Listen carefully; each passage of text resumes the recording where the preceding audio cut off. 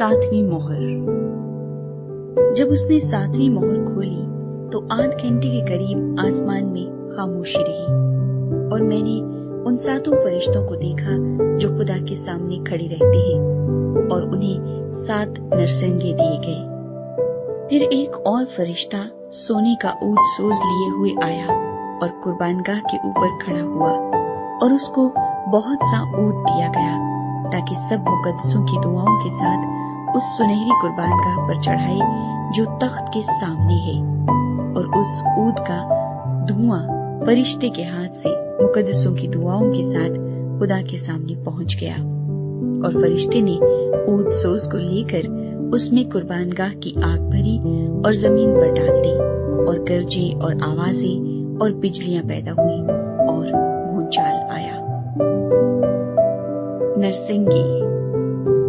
और वो 7 फरिश्ते जिनके पास वो 7 नरसिंगे थे फूंकने को तैयार हुए और जब पहले ने नरसिंगा फूंका तो खून मिले हुए ओले और आग पैदा हुई और जमीन पर डाली गई और तिहाई जमीन जल गई और तिहाई दरख्त जल गए और तमाम हरी घास जल गई।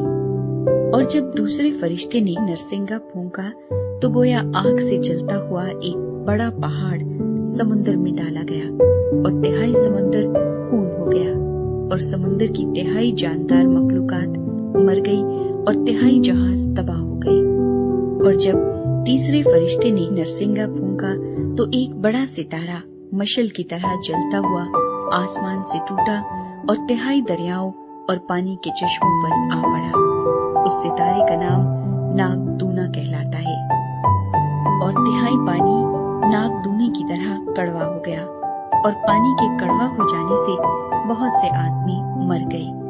और जब चौथे फरिश्ते ने नरसिंगा फूंका तो तिहाई सूरज और तिहाई चांद और तिहाई सितारों पर सदमा पहुंचा, यहाँ तक कि उनका तिहाई हिस्सा तारीक हो गया और तिहाई दिन में रोशनी न रही और इसी तरह तिहाई रात में भी।